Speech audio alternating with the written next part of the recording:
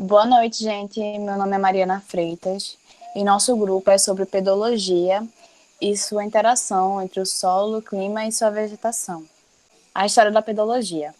A pedologia, ao contrário do que muitos pensam, não é o estudo sobre os pés ou alguma coisa correlacionada ao pé, e sim o estudo do solo e seus componentes e suas classificações e prioridades.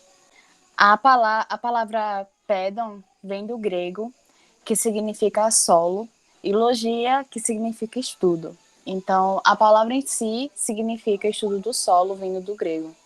Bom, tudo começou quando o geógrafo Vasily Dubčev, em 1880 na Rússia, começou a estudar os solos. Ele já era bem conceituado, ele estudava o solo e a ciência da paisagem.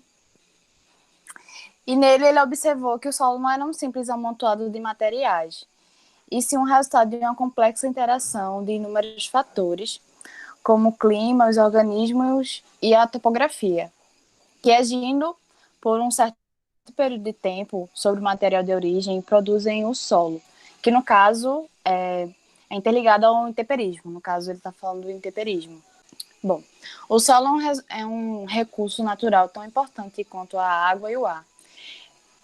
É nele que sustenta as árvores, as ruas, as construções e tudo aquilo que é necessário para a vida. Porque, querendo ou não, é nele que crescem as árvores que filtram o nosso ar, é nele que a vegetação cresce e dá alimento, é nele onde acontece basicamente tudo. E também ele é muito importante, porque um dos principais ciclos naturais, que é o biogeoquímico, acontece nele, que no caso é o ciclo da água, do carbono e dos nutrientes. Por isso que devemos protegê-la e sempre ter um diagnóstico apurado para, afinal de contas, mexermos no relevo ou fazermos alguma construção ou alguma coisa do tipo que precise de uma interferência humana. É necessário um estudo bem aprofundado antes de mexermos no solo, porque ele vai influenciar em exatamente tudo, no clima, na vegetação e até mesmo os animais que vivem nela. O papel do solo ainda é mais relevante no Brasil, onde a maior parte da economia é concentrada na agropecuária. Conhecer o solo é fundamental, figurativamente e literalmente, para que possamos entender como é que esse ciclo acontece, porque é nele que a economia basicamente está sustentada.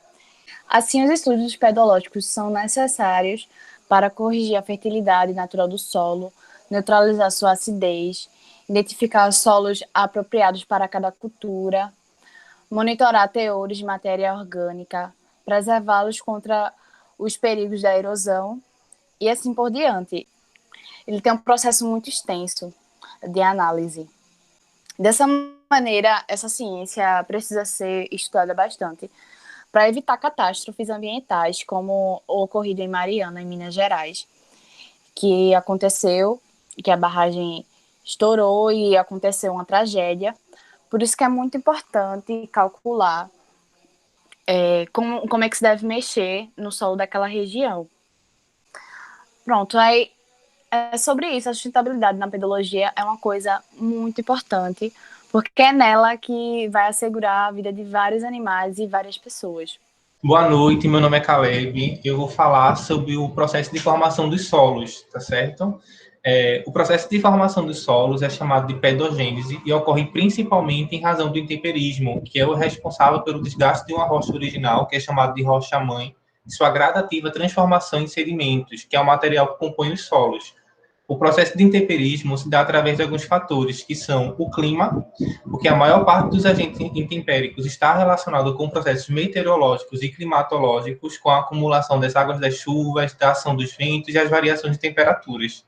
Do relevo, que a depender do terreno, vai haver uma maior ou uma menor ação intempérica, por exemplo, em terrenos mais íngremes, a infiltração da água da chuva no solo será mais baixa, enquanto em terrenos planos, as superfícies mais planas, haverá uma maior infiltração devido à acumulação de água naquela área. Então, vai haver um maior intemperismo. E temos também os organismos vivos, né? Sobretudo as plantas que atuam de forma contínua sobre o solo, tanto na sua formação quanto na sua transformação, conservando, degradando ou alterando sua composição físico-química. Todos esses processos são lentos e levam em torno de milhões de anos. Esse processo de formação dos solos é ininterrupto e ainda ocorre atualmente, ou seja, é um ciclo que vai acontecendo novamente para sempre. Nessa tabela aí, tá certo? A gente vai tentar compreender mais ou menos como ocorre o processo de formação do solo. Nas colunas está escrito aí as etapas como horizonte, tá bem? Mas eu não vou usar esse termo. Na primeira coluna, dá para ver a decomposição, que é bem lenta, tá certo? Da rocha-mãe pelos agentes do intemperismo, que eu falei agora há pouco, que é a ação da água, do vento, do clima, dos materiais orgânicos, que é a planta, os animais e tudo mais. Na segunda coluna, tá certo? Que dá para ver que com o tempo já se acumula a maior presença do material orgânico sobre o solo recém-formado, que é justamente esse material de coloração mais escura. E na coluna C, a gente já consegue ver o material orgânico se decompondo aos poucos, tá certo? E vai enriquecendo o solo. E formando as camadas que a gente tem do solo aqui. A camada principal, que é da rocha-mãe, a camada do sedimento que foi formado após o intemperismo, e já a ação aqui do solo já após o processo do material orgânico, né, que se decompôs. Na última coluna, que é a coluna D, a gente tem o solo em estágio mais avançado, né, que passa a contar com diferentes camadas, além de apresentar uma camada superficial orgânica propícia ao plantio e existência de vegetações. Na última camada que a gente tem nessa última coluna, já é a parte final, onde já é possível fazer plantação, enfim, existir vida aqui em cima. A camada C, o horizonte C aqui, é a camada da rocha-mãe, onde foi intemperizado. A camada B, que é o horizonte B, é a dos sedimentos, né? O solo que foi formado ali com o processo de intemperização. E a última camada é o solo da decomposição do material orgânico, que é a camada mais fina e fica mais próxima da superfície. Os solos mais antigos apresentam essa estrutura mais consolidada, enquanto os solos mais jovens se encontram em processo intermediário de formação, sem a existência de todas as camadas e com baixo nível de material orgânico. Esse processo para deixar o solo fértil e tudo mais é um processo lento. Então, quando o solo é recém-formado, ele dificilmente vai ter material orgânico suficiente para existir uma vegetação ali ou uma vida. E tem uma observação que eu queria destacar. No início mesmo da Terra, não existiam solos. Eram apenas grandes e variados grupos de rochas que foram lentamente, no processo de milhões de anos, decompostos até formar os solos que a gente tem. E é isso, o pessoal vai dar continuidade. Boa noite, meu nome é Tayane, e com base no que já foi citado, agora vamos relacionar o clima, a vegetação e os solos usando exemplos. Eu vou falar um pouco sobre a floresta amazônica. A floresta amazônica ela tem uma grande importância no clima global. Ela é considerada a maior floresta tropical do mundo e concentra enorme biodiversidade. Além disso, ela faz parte do bioma Amazônia, o maior dos 6 biomas brasileiros, e tem uma grande importância ecológica. O bioma Amazônia é o maior do país e corresponde a aproximadamente 49% do território brasileiro e abriga também a maior floresta tropical, né? E a maior bacia hidrográfica do mundo. Fica localizada no norte da América do Sul e abrange alguns estados brasileiros, como o Amazonas, o Acre, Amapá, Rondônia, Pará e Roraima, além de porções menores, né, em outros países, como o Peru, a Colômbia, a Venezuela, Equador, Bolívia, Guiana, Suriname e Guiana Francesa. Bem, ela, por estar localizada próximo à linha do Equador, a floresta amazônica ela apresenta um clima equatorial. Assim, é marcada por elevadas temperaturas e umidade do ar. As temperaturas médias anuais oscilam entre 22 e 28 graus, e a umidade pode ultrapassar os 80%.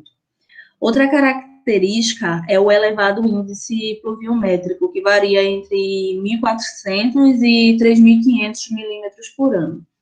Em geral, as estações do ano na floresta se distinguem por 2 períodos, que é o seco e o chuvoso. O solo da floresta amazônica é considerado pobre, com uma fina camada de nutrientes, humus formado pela decomposição da matéria orgânica, ou seja, folhas, flores, animais, frutos, é rica em nutrientes utilizados para o desenvolvimento das espécies e da vegetação na floresta. Também forma-se no solo uma camada de decomposição de folhas, de galhos, de animais mortos, que rapidamente são convertidos em nutrientes e aproveitados antes da lixiviação. Essa conversão se dá pelos fatos dos fungos ali encontrados, que eles são saprófitos, ou seja, eles se alimentam, né, da matéria orgânica. A vegetação da floresta amazônica ela é extremamente densa e diversificada, além de vegetais que se dividem em árvores, ervas, arbustos, trepadeiras, cipós. Boa parte dessas espécies elas apresentam um grande potencial medicinal. E isso, consequentemente, atrai o mercado farmacêutico, colaborando, então, com o crescimento econômico. E essas plantas são utilizadas também pelos indígenas, né, que habitam ali nessa região. Ainda falando na vegetação, ela se divide basicamente em 3 tipos, que é a vegetação de mata firme, é um tipo de vegetação localizada nas partes mais altas da região abrangida pelo bioma. Por esse motivo, as áreas de terra firme não sofrem inundações. A mata de várzea, que é um tipo de vegetação localizada nas regiões de altitude intermediária. Essas áreas encontram-se alagadas durante um determinado período do ano. As áreas que se encontram nas partes mais altas, elas inundam-se por um tempo menor. Já as que se encontram um pouco mais baixas, ela se inunda por um tempo maior.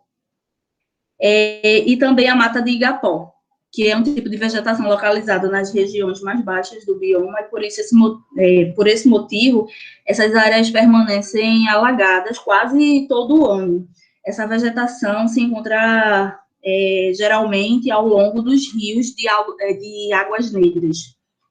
Bem, quanto à geologia da Amazônia, as áreas de idade muito antiga do pré-cambriano perfazem cerca de 40% do seu território. Nelas são encontradas uma gama variada de depósitos de minerais a partir de suas sequências vulcano-sedimentares e suas coberturas sedimentares, né? Então, são encontrados ferro, cobre, ouro, o zinco, o nióbio, entre outros. Em virtude das altas temperaturas e os altos índices de pluviosidade, o intemperismo químico é predominante na formação dos solos amazônicos, né? A vulnerabilidade do solo aos processos de lixiviação é alta, no caso da retirada da cobertura vegetal, visto que tanto o protege das perdas de nutrientes, como também o enriquece com componentes de origem orgânica, né? Então, assim, o solo da Amazônia, ele geralmente é arenoso e com argila, por isso ele é pobre para a agricultura e ideal para o processo de mineração. Por isso, tantos garimpos ilegais são localizados, né, na floresta amazônica em busca de minerais que estão ali presentes.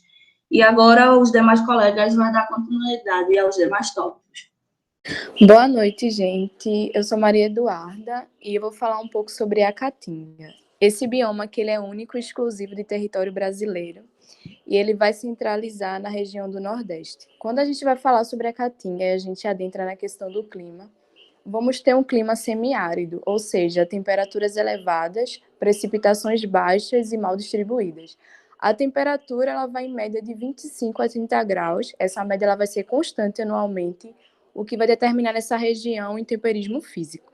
Quanto a precipitações, né, a quantidade da chuva vai variar de 400 a 800 milímetros por ano. Vamos ter longos períodos de estiagem, o que vai determinar em questão de um tempo seco e quente na maior parte. A gente sabe que o fator clima ele é um dos principais fatores quanto à formação do solo, né, como exposto por Caleb, porque ele que vai determinar a questão do intemperismo, a sua origem, a sua intensidade, né?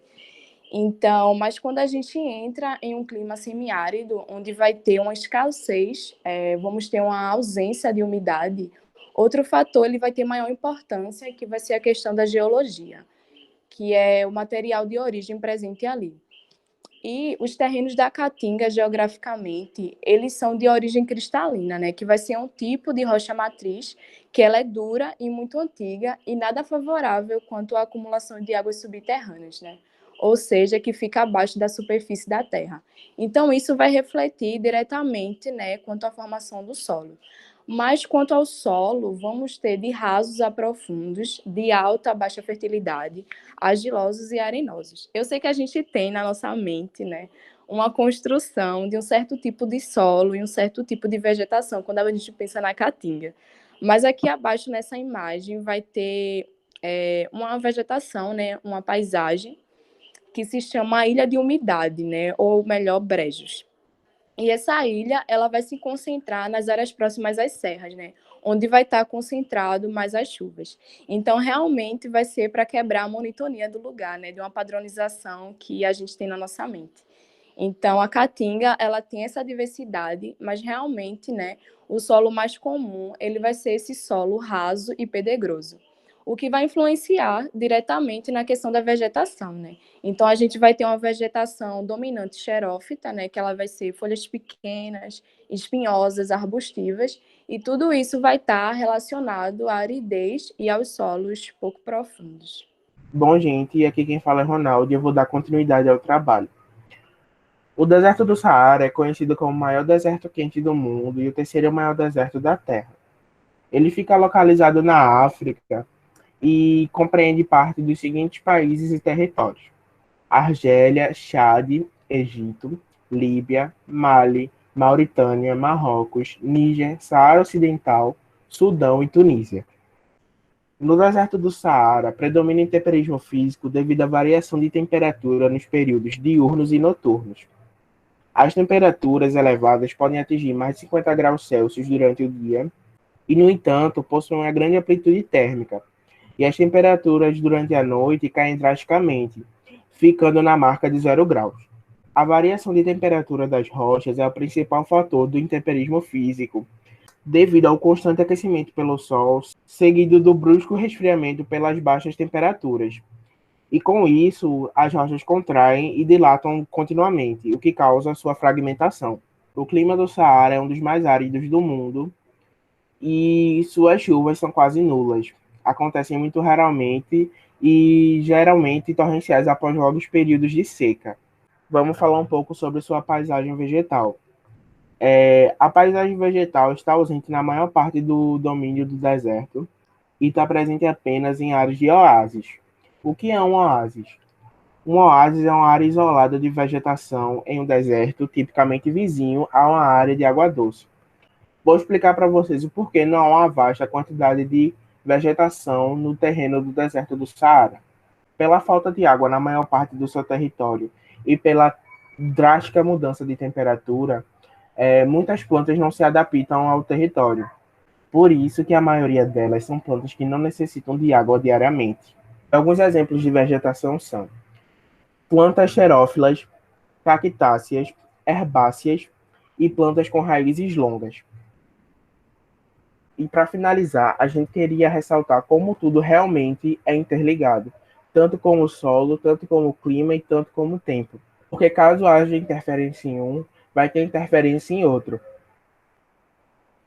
A gente pede obrigado pela atenção de vocês e caso haja alguma dúvida, a gente tenta responder agora. Boa noite.